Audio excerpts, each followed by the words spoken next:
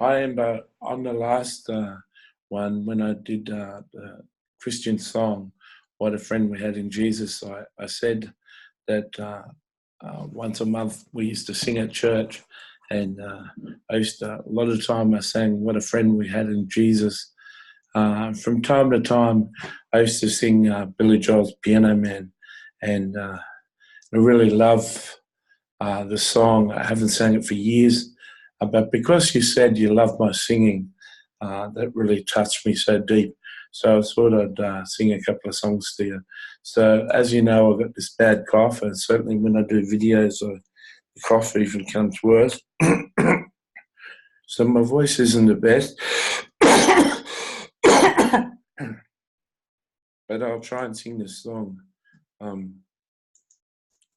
So you probably know Piano Man, everyone knows it.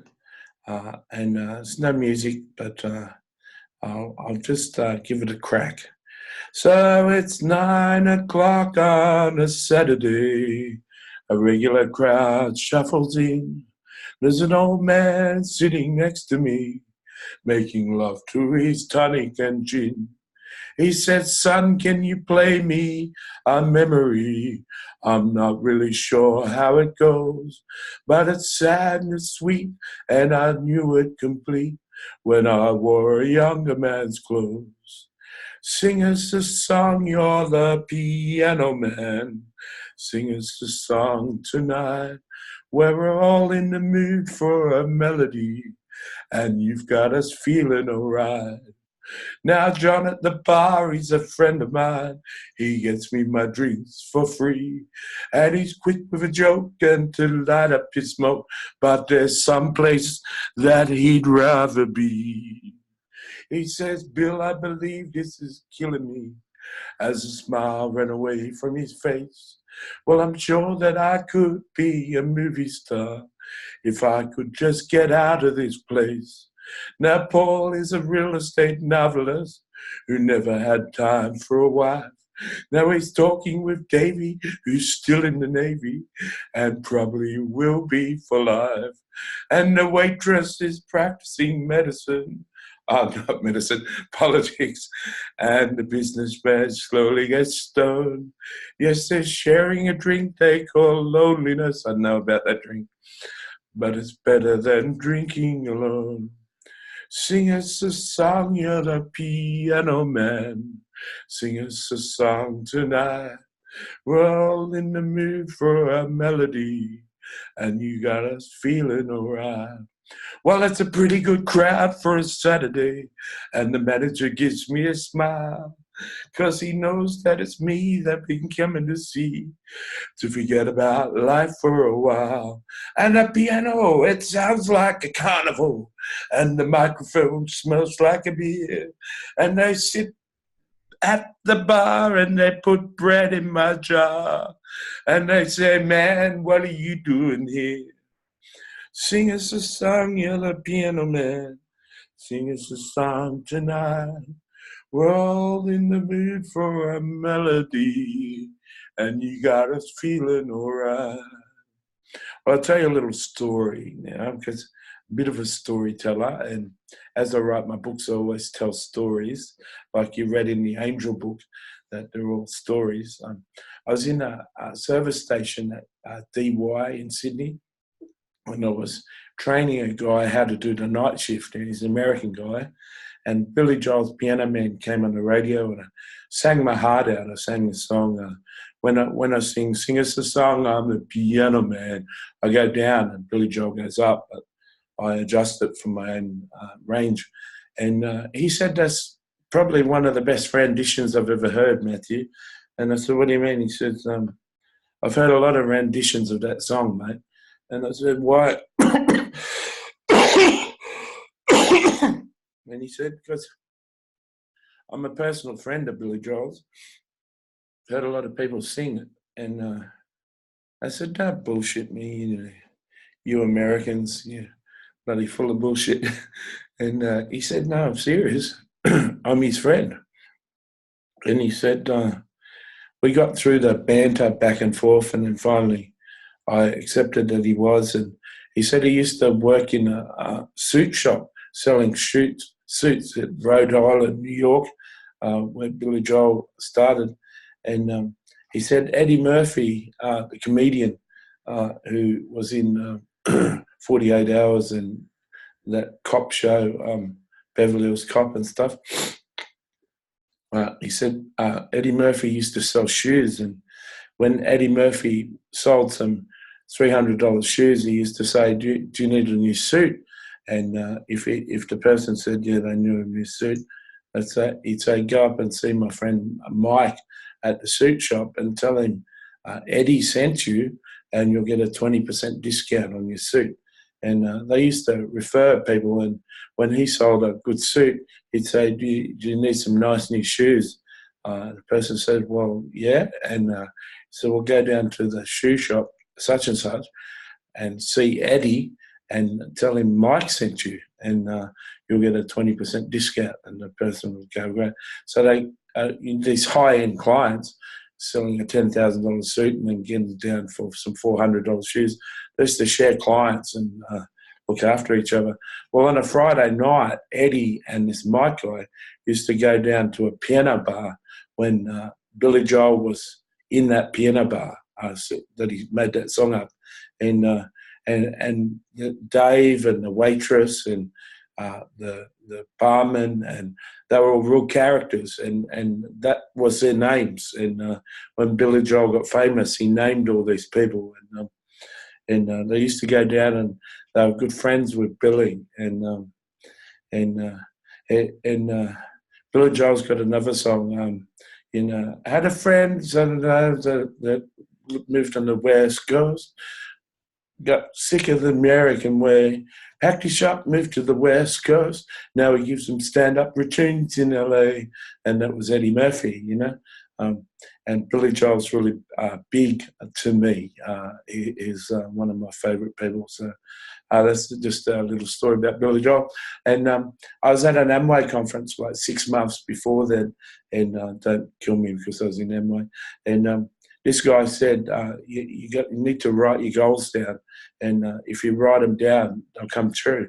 And I said, oh, that's BS, that's because Satan can see your goals written down and you help you get your goals and you think God's done it. And he said, some of you think that's BS. It's like reading my mind. He said, but I promise you, you write down the names of 5 to 10 people you really want to meet, and you'll meet them. If you write it down, you meet them.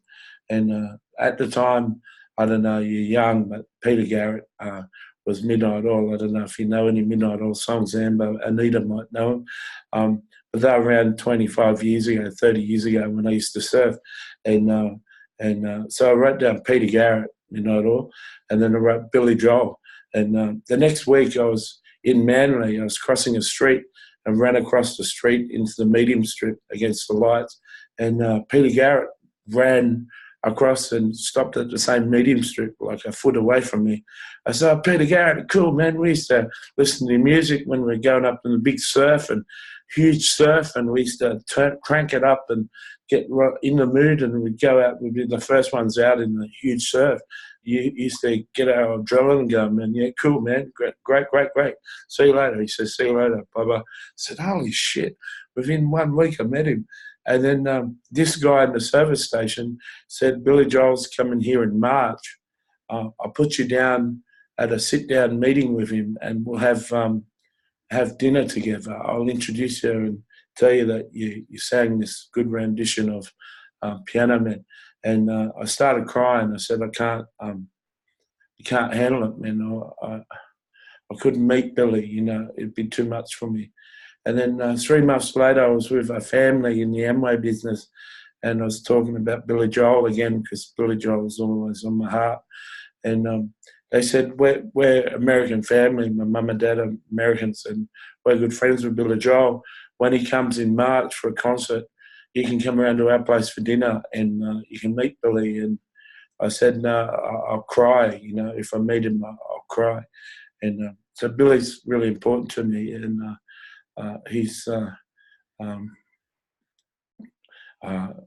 that song, don't go changing to try and please me.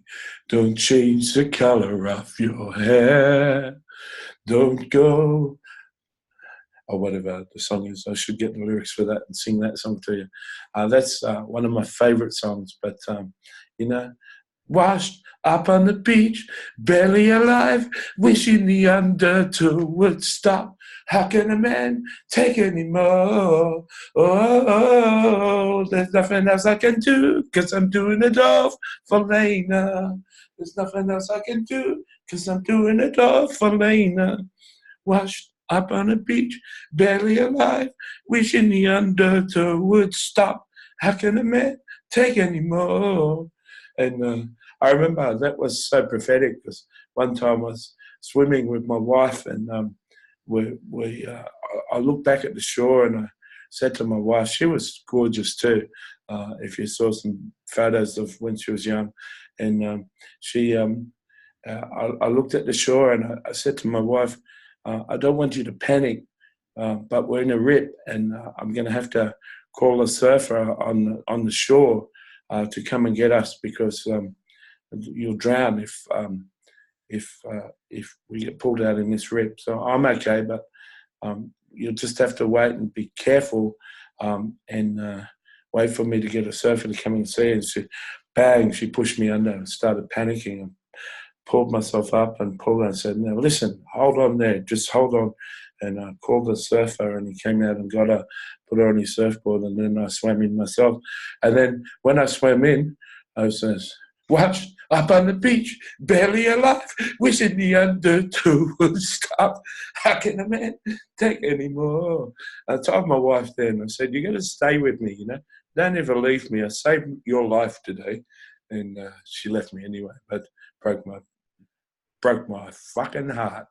But I was sort of thinking, we're married when she was 18, and she left when she was 20 and a half.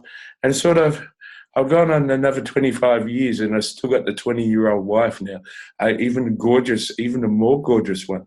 And I'm sort of thinking, is God just sort of did like a 25-year-old pause and said, "Okay, you lost painful Matthew, but I'll give you a nice, pretty wife again." And so I'm hoping. So I hope you can enjoy this. I'm a bit of a storyteller, and I don't know many songs, but and there's seeing as you like these songs, you know, my wife thought she really hurt me a lot, and she did a lot of witchcraft. I actually got my mental illness because she did like heavy witchcraft on me and put me in a cycle ward. And I used to sing Elton John sing, "And I'm still standing better than I ever was, feeling like a little kid, feeling like a little kid. I'm still standing, no matter what you did. You're such a bitch. You tried to wreck me up, but I'm still standing." Yeah, he's still like, yeah. Anyway, I'll let you go. You rock my life, and I hope that you enjoyed this video too. And hopefully, I'll talk to my counsellors tomorrow night, and we'll get this witchcraft off my ministry and my business, and I'll start generating some cash. I've got to generate this cash to be able to see you, girl. And I'll have to put it down as consulting fees or something to get a tax deduction. I don't know what I'm going to do there. Okay, God bless. See you.